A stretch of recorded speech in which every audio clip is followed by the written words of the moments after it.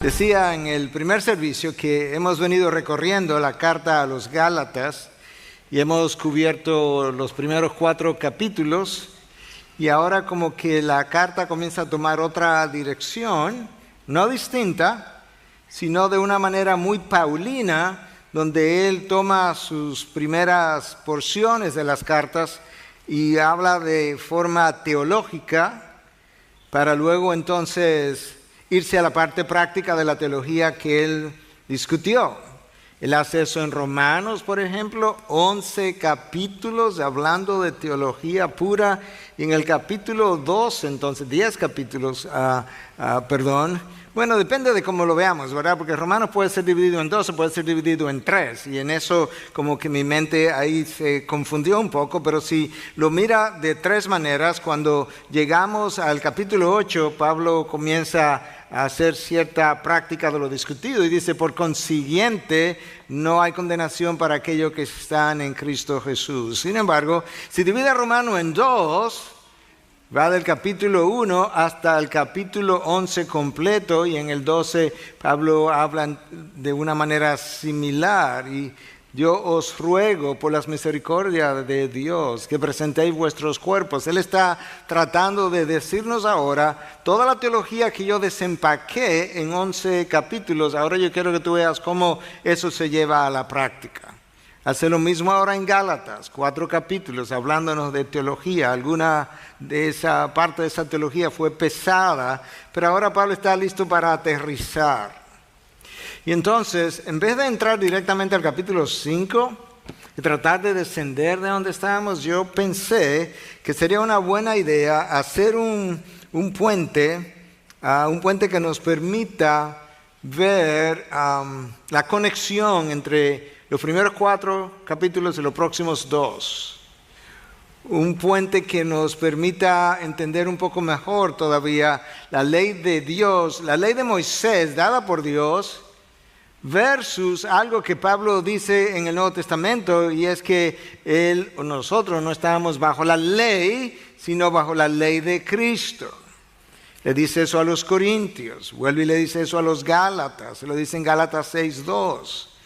Y nosotros necesitamos entender qué es esto de la ley de Cristo, porque la ley de Moisés, aunque le llamamos de esa manera, fue dada por Dios, al final es la ley de Dios también. Sin embargo, hay como una cierta diferenciación entre una y otra. Entonces, antes de irnos a la parte práctica de Gálatas, lo que yo voy a hacer en el día de hoy es precisamente ayudarles a ver cuál es esa ley de Dios versus la ley de Cristo.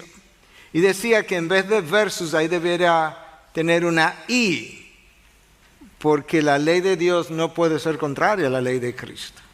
Lo que necesitamos es entender una y otra.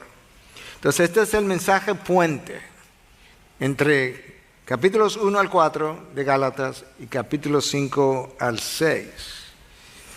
A lo largo de las exposiciones que hemos visto, hemos estado hablando de los judaizantes.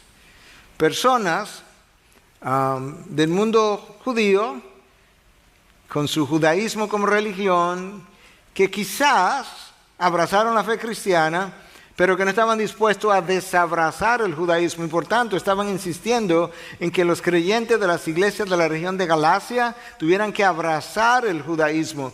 Y ellos resumían todo el judaísmo, por lo menos para la discusión de esta carta, en la circuncisión. De manera que cuando ellos insisten en la circuncisión, no estaban insistiendo simplemente en el mero acto, sino todo lo que estaba detrás, las obras de la ley para poder ser salvos. Los judaizantes de antes son los mismos en cierta medida que los legalistas de hoy, de otra manera. Los judaizantes no entendieron la ley, no cumplieron la ley tampoco. Y de esa misma manera, los legalistas del mundo cristiano ni entienden la ley ni cumplen la ley, pero te condenan con la misma ley que ellos ni cumplen ni entienden.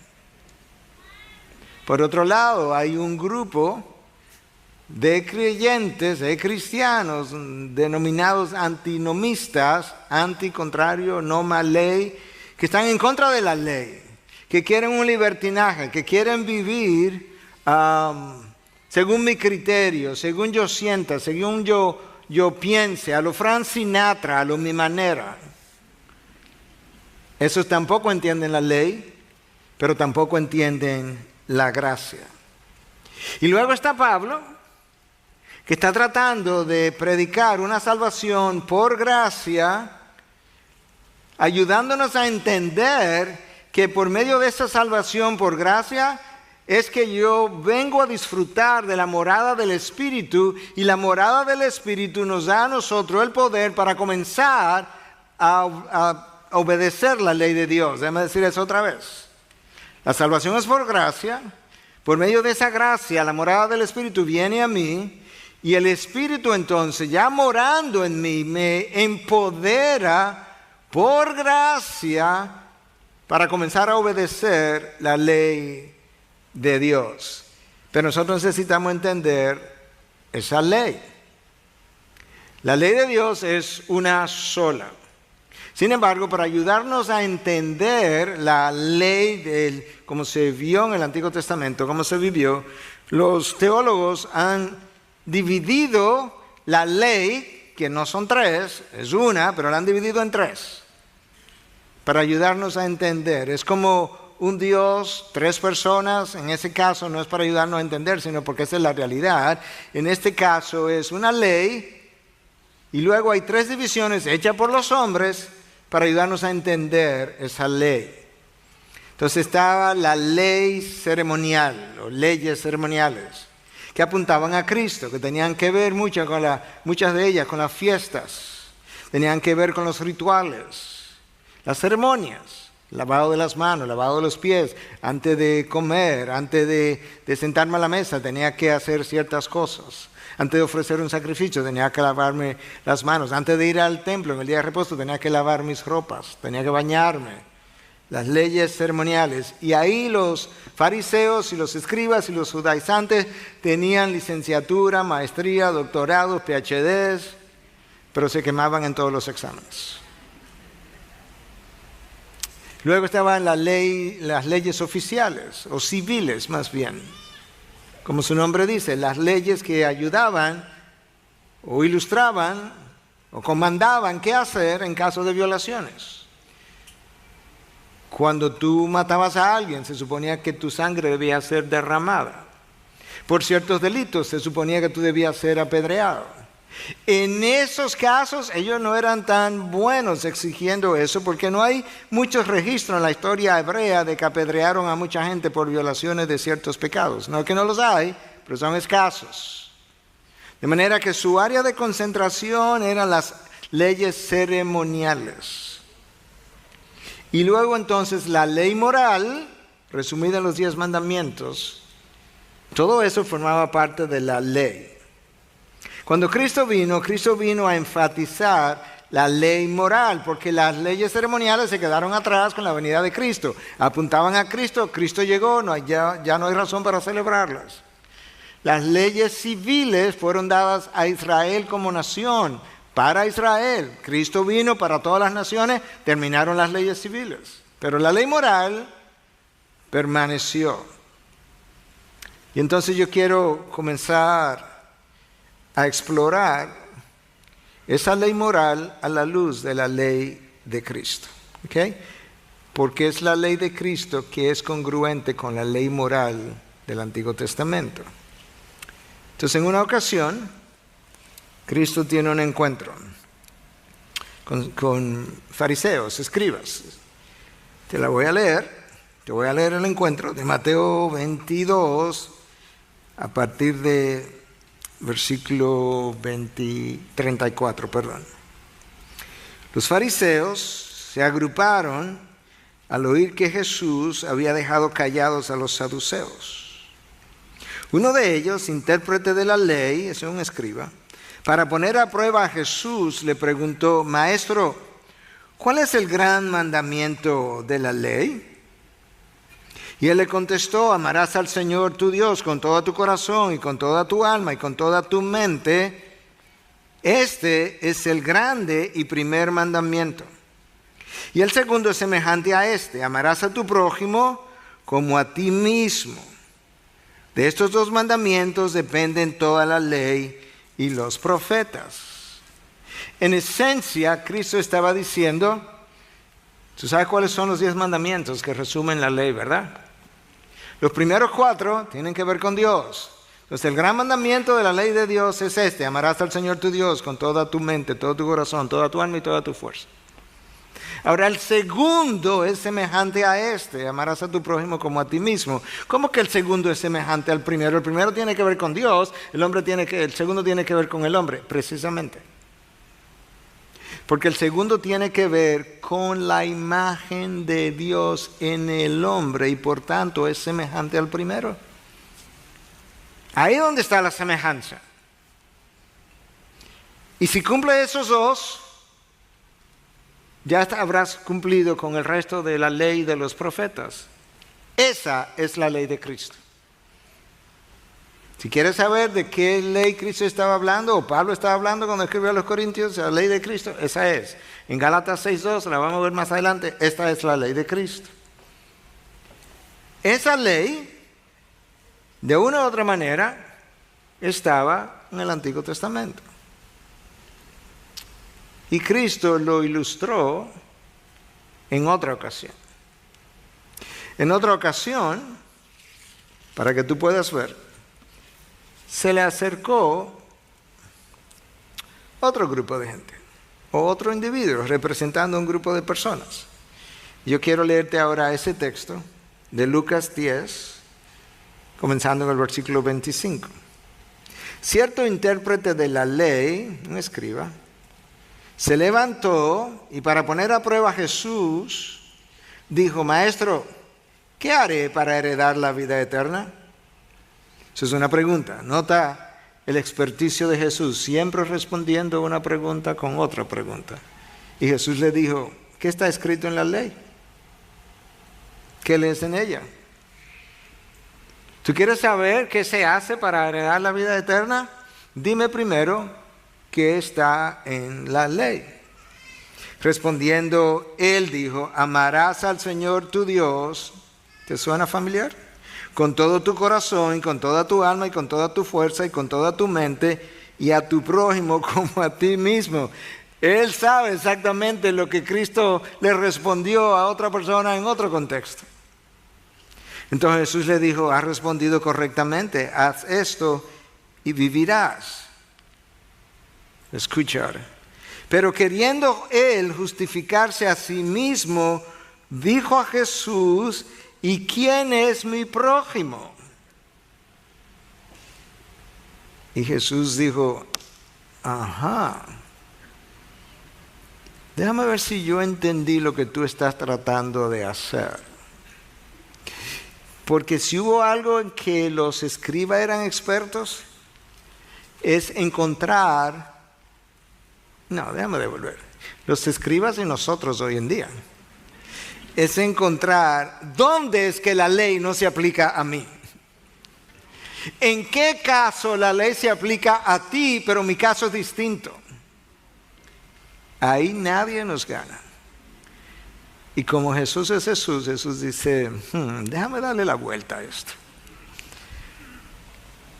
Jesús continúa, versículo 30. Respondiendo Jesús, cierto hombre de Jerusalén, él le preguntó a Jesús: ¿y quién es mi prójimo? Y Jesús dice: ahora hablamos. Cierto hombre bajaba de Jerusalén a Jericó. Eso era un trayecto extremadamente peligroso, tortuoso, muchas curvas, muy desierto. Tan peligroso que todavía en la década de 1930 de nuestra época, se decía que era un trayecto que tú no lo debías hacer solo de noche. Cierto hombre bajaba de Jerusalén a Jericó y cayó en manos de salteadores, los cuales después de despojarlo y de darle golpes, se fueron dejándolo medio muerto. Por casualidad, cierto sacerdote bajaba por aquel camino y cuando lo vio, pasó por el otro lado del camino. Del mismo modo, también un levita, cuando llegó al lugar y lo vio, pasó por el otro lado del camino. Los religiosos, el sacerdote, el levita, el pastor de hoy, el diácono de hoy, lo vieron y le pasaron por el lado.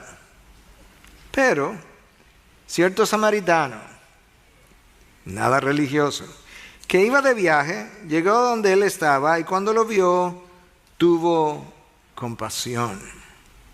Acercándose le vendó sus heridas, derramando aceite y vino sobre ellas y poniéndolo sobre su propia cabalgadura lo llevó a un mesón y lo cuidó. Al día siguiente, sacando 2 denarios, se lo dio al mesonero y dijo, cuídelo, y todo lo demás que gaste cuando yo regrese se lo pagaré.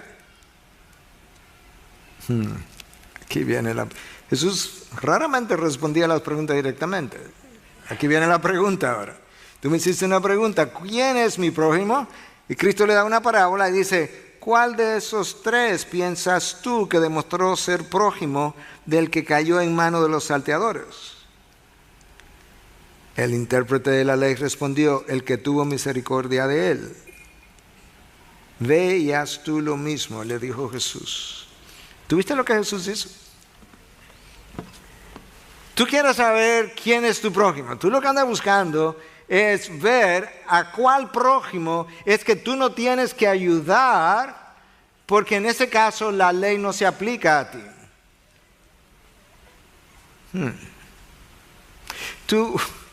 Y Cristo le dice, mira la parábola. Ahora además te una pregunta, ¿cuál de los 3, el levita, el sacerdote y el samaritano, cuál de esos 3 demostró ser prójimo para el hombre que estaba medio muerto? En otras palabras, escriba, yo lo que quiero saber es si tú eres un prójimo para los demás, olvídate de quién es tu prójimo. ¿Entendiste? Porque el levita y el sacerdote que le pasaron por el lado hicieron un mal uso de la ley. Esto fue lo que ellos hicieron.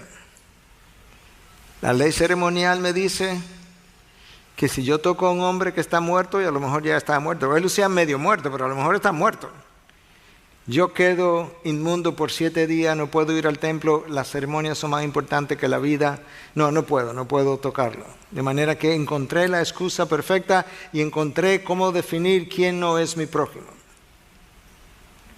De manera que ellos hicieron uso de la ley ceremonial para violar la ley moral.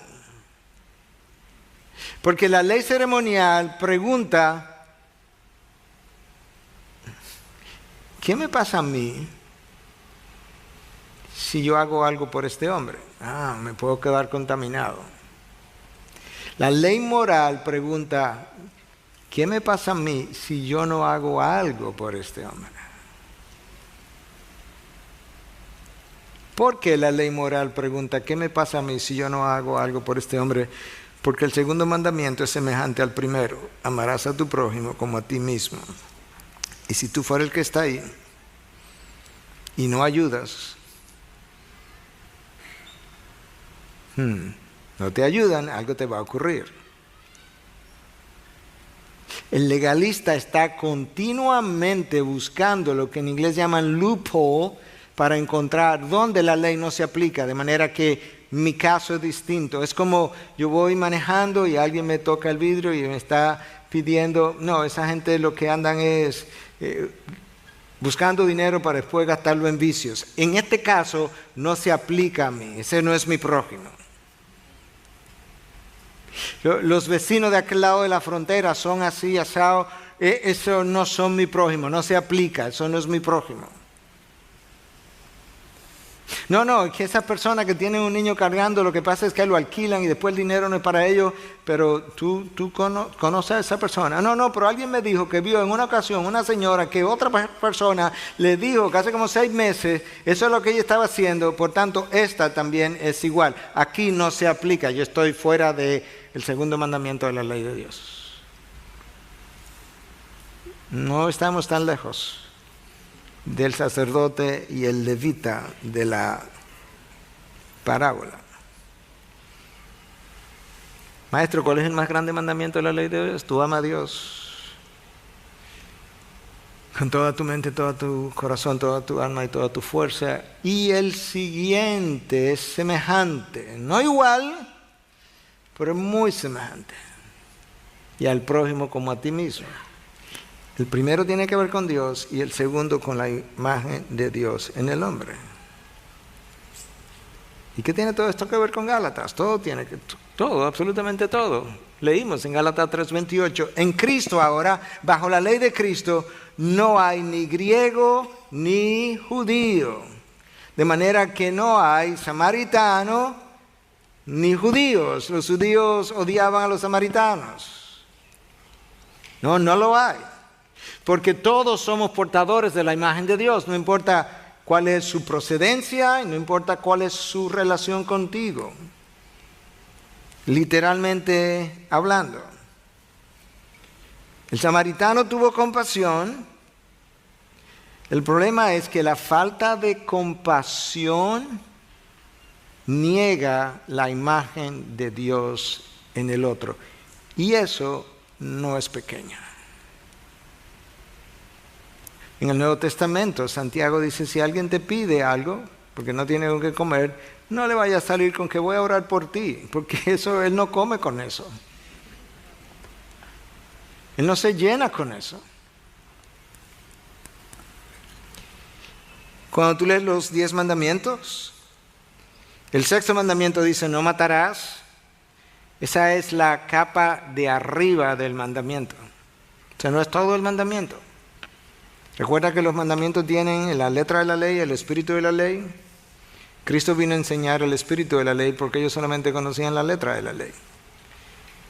Y Cristo le dice cualquier persona, le cita el 6º mandamiento y le dice cualquier persona que le dice idiota a su hermano o raca sin razón está en peligro del fuego del infierno. Porque se os dijo, no matarás. Porque el 6º mandamiento de la ley de Dios está ahí no simplemente para que no mates al otro, está ahí para proteger la dignidad del ser humano que está en el prójimo. No importa si es tu esposa, tu esposo, tus hijos, tu amigo, tu enemigo, la persona que te maldice, la persona que te bendice. Esa es la realidad. La razón por la que Cristo dijo que debiéramos amar a nuestros enemigos es precisamente por eso, porque tu enemigo tiene la imagen de Dios y hubo un momento en que tú eras enemigo de Dios, Romanos 5:10, y Dios te amó en tu enemistad con Él.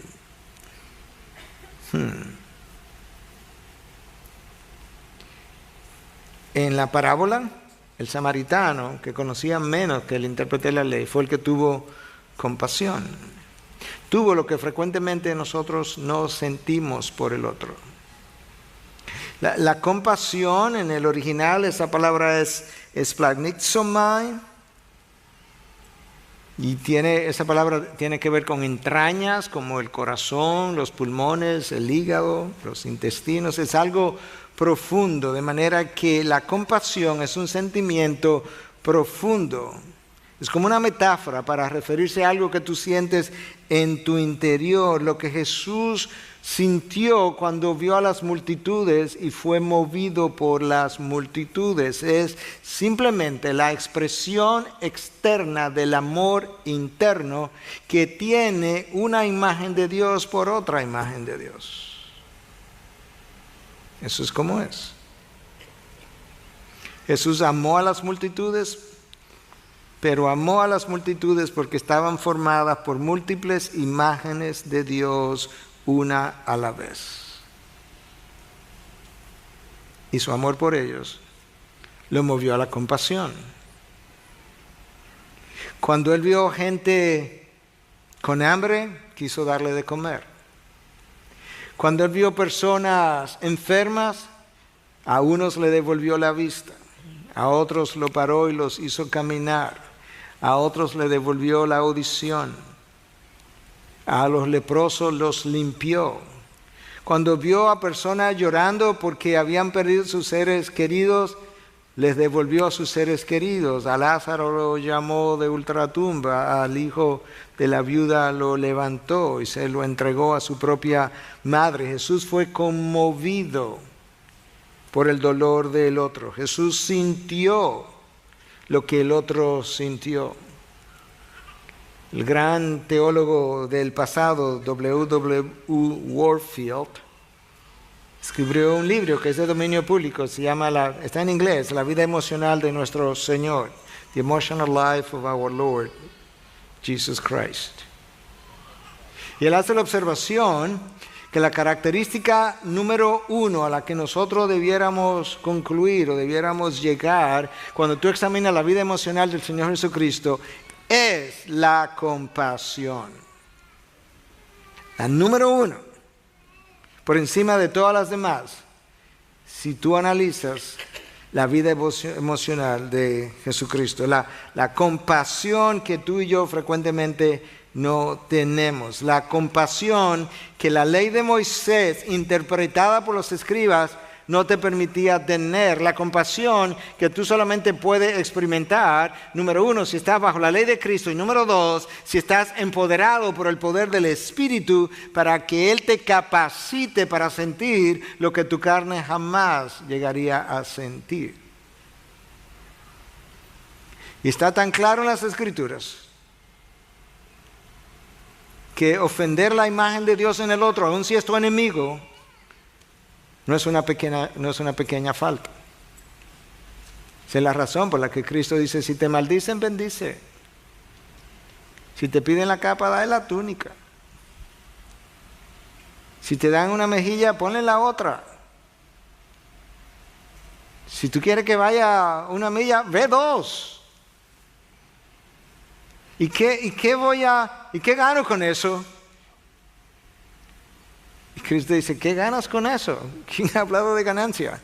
Así mostraréis que sois hijos de vuestro Padre que está en los cielos. En otras palabras, la única manera como tú puedes mostrar, como tú puedes reflejar aquello para lo cual tú fuiste creado, es si tú reflejas el carácter de Dios. Y cuando tú haces eso, eso es exactamente como Dios te ha tratado. De manera que esa es la razón por la que tú vas a hacer lo que yo te estoy diciendo que debes hacer. Porque hay una necesidad de que reflejes aquello para lo cual tú fuiste creado. Y la razón para la que tú fuiste creado está en Génesis 1. ¿Cuál fue? Fuiste creado a imagen y semejanza de Dios. No hay ninguna otra forma de estar satisfecho con gozo, en paz, en la vida, que no seas reflejando aquella cosa para lo cual fuiste creado, y eso para lo cual tú fuiste creado es única y exclusivamente la reflexión del carácter de Dios a un mundo en perdición. Y eso es exactamente lo que tú y yo necesitamos recordar. La ley de Cristo, amarás al Señor tu Dios y al prójimo como a ti mismo, porque el segundo es semejante al otro, al primero. La ley de Cristo respeta la imagen de Dios. Te motiva a respetar y amar la imagen de Dios en el otro. De hecho, cuando tú respetas la imagen de Dios en el otro, tú muestras reverencia por ese otro. Cuando respetas la imagen de Dios en el otro, tú reverencia a Dios que tiene su imagen en ese otro. Esa es una forma mejor de decirlo. Violar o ignorar la imagen de Dios en el otro niega el Evangelio, es contrario al Evangelio.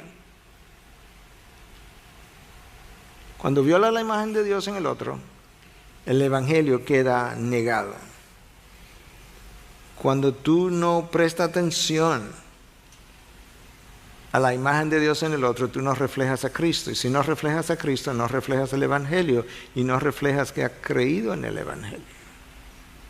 Y eso es precisamente detrás de lo que Pablo está con los Gálatas. Hey, Gálatas, ustedes escucharon el Evangelio, comenzaron a caminar bien en el Evangelio, estaban bien en el Evangelio, y ahora de repente vienen unos judaizantes y quieren venderles otra vez las obras de la ley, y después que estaban libres, ahora quieren esclavizarlos nuevamente, después que habían sido libertados. No, Gálatas. Una y otra vez. No sé quién los confundió, quién los desvió. ¿Quién los hizo comprar una mentira como esa? Y esta idea de amar al prójimo como a ti mismo y de la imagen de Dios está en múltiples pasajes de la Biblia. Tú lo encuentras en Levíticos 19, 18, en Lucas 10, 27, en Mateo 5, 43, Romanos 13, 9, Mateo 19, 19, Gálatas 5, 14, Mateo 22, 39, Santiago 2, 8, Marcos 12, 31. Santiago dice, no puedes con los mismos labios que tú adoras a Dios, no puedes maldecir a tu hermano. Punto. No hay un punto ahí, que es portador de la imagen de Dios. Santiago quería que yo entendiera, que tú entendieras la razón por la cual mis labios no pueden decir una cosa de un lado y otra cosa de otro lado. Jesús desembarcó, vio a las multitudes, imágenes de Dios, imágenes de Dios, imágenes de Dios, imágenes de Dios, y tuvo compasión de ellas porque las vio angustiadas y abatidas. Las vio sin rumbo, sin dirección, sin salvación, sin propósito, sin significado, sin quien las oyera, sin quien las orientara, sin quien les brindara una palabra de consolación. Porque en realidad eran ovejas sin pastor. Y las ovejas sin pastor así están intimidadas. Y cuando Jesús vio a la multitud y tuvo compasión, en una ocasión por lo menos comenzó a enseñarle muchas cosas. Pero resulta que ya era tarde. Y sus discípulos se le acercaron diciendo, el lugar está desierto y ya es muy tarde, despídelos para que vayan a los campos y aldeas de alrededor y se compren algo de comer. En otras palabras, despídelo para que resuelvan. Pero respondiendo él les dijo, dadles vosotros de comer. Como Jesús sintió compasión, él quiere resolver el problema. Como los discípulos no sintieron compasión, que resuelvan ellos. Y Cristo dice, no, yo las vi. Yo vi cosas que ustedes no vieron. De manera que siéntenlas. Vamos a darle de comer. ¿Vieron la misma gente? El mismo día, en las mismas condiciones, a la misma hora. Yo sé que los discípulos no tenían reloj, pero permíteme la analogía. Los discípulos vieron el reloj y dijeron, es tarde. Cristo vio el corazón y dijo, están heridos. Viendo el reloj, los discípulos dijeron, devuélvelos. Cristo viendo el corazón dijo, siéntenlos. Porque no hemos terminado. Porque aquí hay que hacer algo. Hermanos, mientras más centrado tú estás en ti mismo, más frecuentemente te sientes interrumpido y todo te parece una interrupción, una molestia, una quitada de tiempo. Y Jesús, que conoce nuestros corazones y conoce nuestro autocentrismo, nuestro egocentrismo, permite múltiples interrupciones tratando de decirnos, ¿sabes qué? ¿Hasta cuándo vas a tener los ojos puestos en ti, en tus necesidades? ¿Y cuándo vas a comenzar a ver las necesidades del otro? Es que ese otro está muy mal. Precisamente, si tú piensas que está mal y tú piensas que tú sabes cuál es la razón y cuál es la causa, entonces ¿por qué no le ofrece el tratamiento y la cura? Porque para nosotros sentir compasión necesitamos tener los ojos puestos en los demás y no en nosotros. Yo te he dicho esto otras veces, no importa cuál sea tu pecado, no importa cuál sea mi pecado, el ADN de ese pecado es el egocentrismo. No importa cómo tú lo veas, no importa cuál sea el pecado, pequeño o grande, como tú lo puedas catalogar, hay una sola razón por la que estamos cometiendo ese pecado, es porque somos todavía egocéntricos. ¿Cómo yo lo sé? Pablo lo definió en 2 Corintios 5:15, para que aquellos que ahora viven ya no vivan para sí. Ahí está el egocentrismo. Entonces, ¿qué hago, Pablo? ¿Cómo me curo de eso? Sino que viva para aquel que murió y resucitó por ellos. Cuando yo peco, y claro que peco, cuando yo peco, hay una sola razón por la que estoy pecando, es porque en ese momento yo no estoy viviendo para aquel que murió y resucitó para mí, yo estoy viviendo para mí. El ADN del pecado es el egocentrismo, y eso es exactamente la razón por la que no tomo en cuenta la imagen de Dios en el otro, pero es la misma razón por la que no siento compasión por ese otro. Las enfermedades movieron a Cristo a la compasión, el hambre movió a Cristo a la compasión, los endemoniados movieron a Cristo a la compasión y los libertó. Los endemoniados. ¿Y tú sabes qué movió a Cristo a la compasión casi como ninguna otra cosa?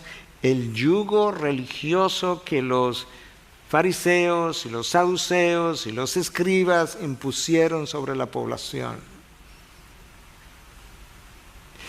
Lo que los legalistas de su época impusieron sobre ellos, nunca cumpliendo el estándar que ellos querían que otros cumplieran, todo el tiempo tratando de encontrar de qué manera en mi caso la ley no se aplica, en tu caso sí, en mi caso no.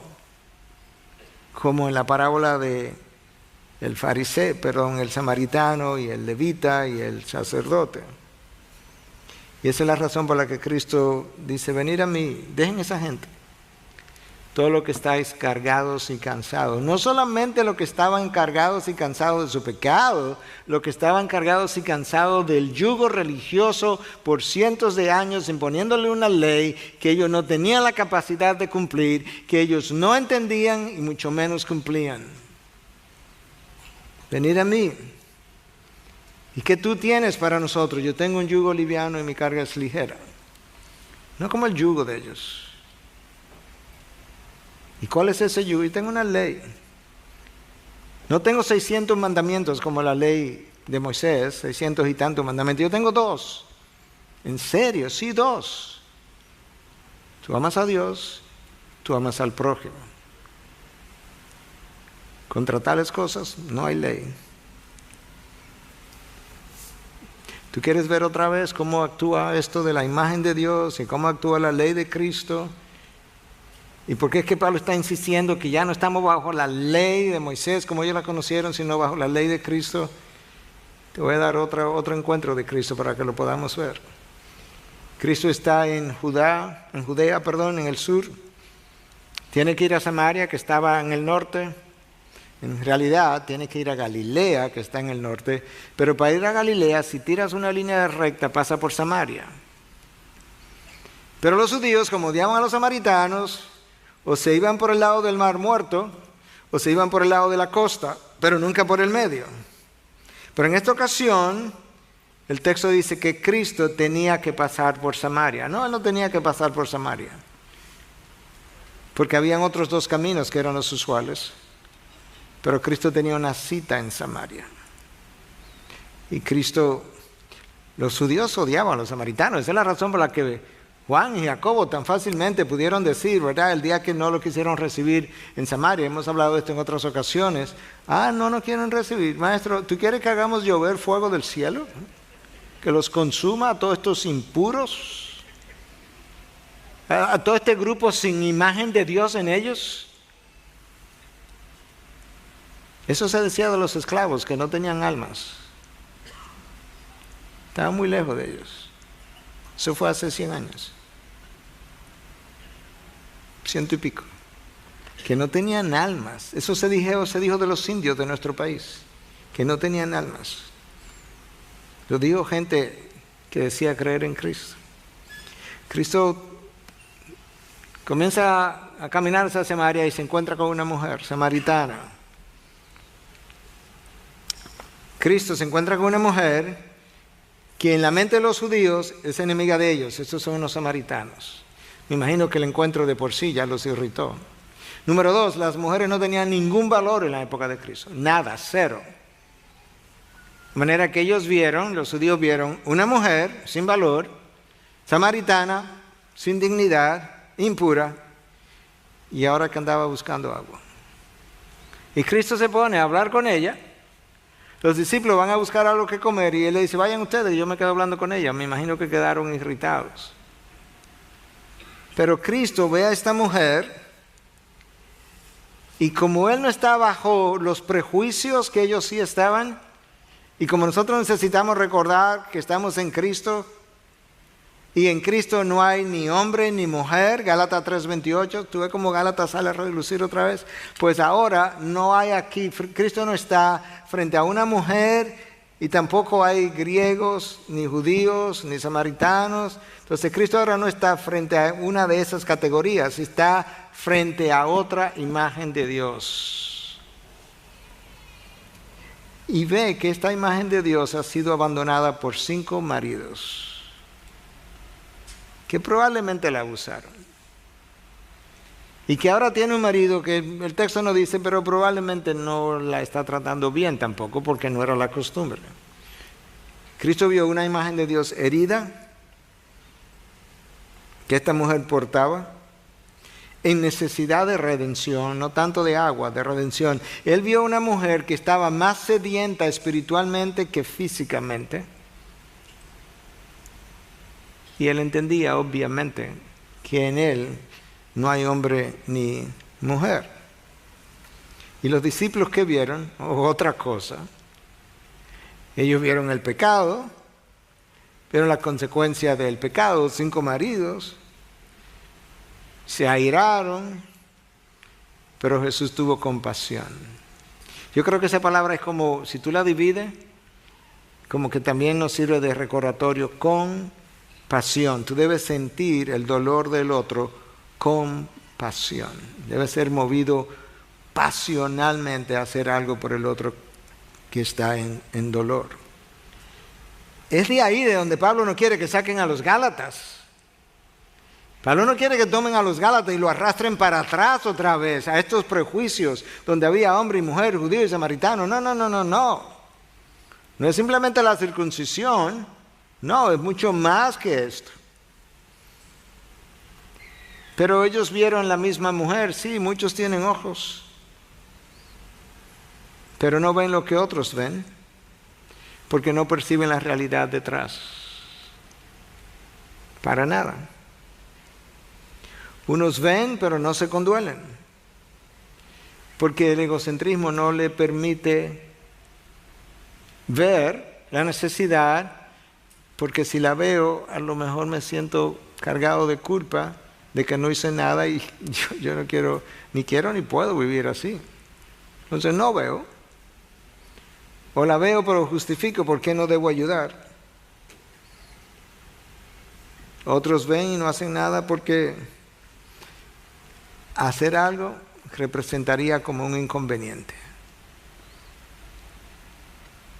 Y ese inconveniente, tú sabes cómo yo no voy a decir, nosotros no somos tan transparentes y francos para decir, no, es que yo no, es un inconveniente para mí, para yo ayudar. No, le voy a buscar de qué manera la ley, el segundo mandamiento de la ley de Cristo, en este caso no se aplica, por lo menos para mí.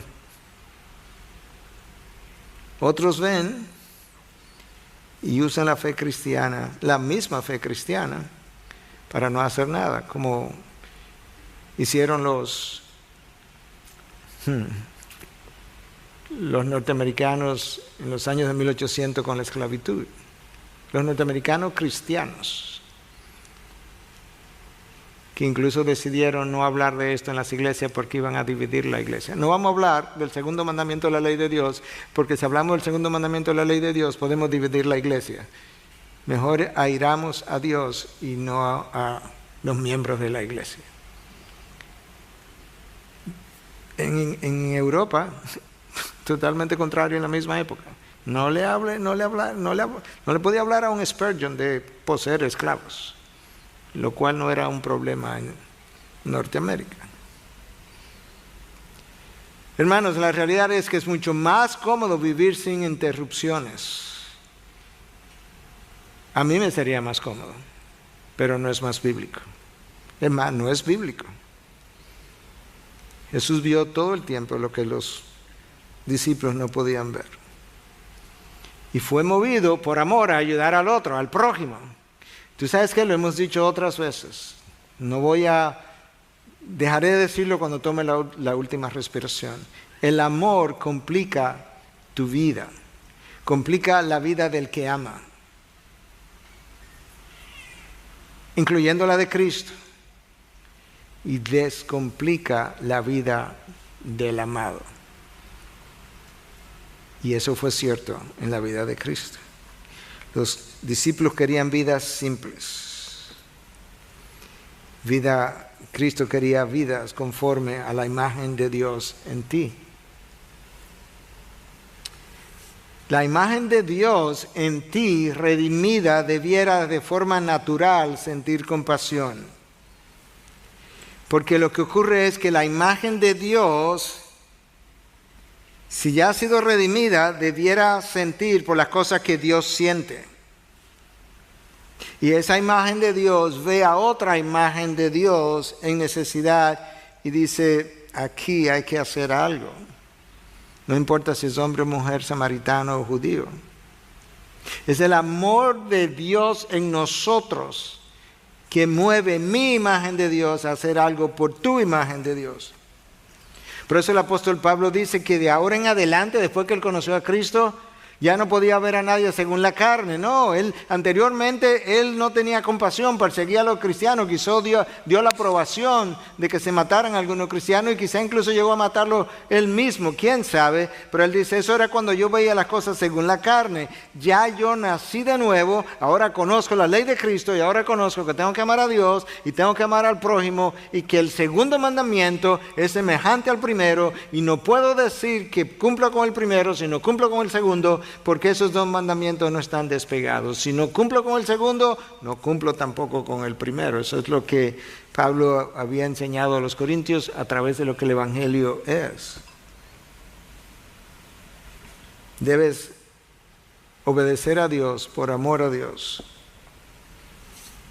Entonces hay cosas de la compasión que yo necesito entender. Tú no puedes aprender compasión en un libro. No, tú no puedes aprender compasión en una biblioteca de 20,000 volúmenes. Y que todos los volúmenes hablan de compasión, jamás lo vas a aprender. Tú vas a aprender compasión cuando, le hablaba a un grupo de pastores aquí atrás el otro día, cuando un día tú tengas que entrevistar a una persona, esto es una ilustración simplemente real de mi propia vida, entrevistar a una persona y preguntarle, ¿tú estás limpio de drogas ahora? Sí. ¿A qué edad tú comenzaste a usar drogas? A los 6 años. A los 6 años. Pero tú no sabías lo que eran las drogas. No, pero mis padres eran drogadictos y me la inyectaban.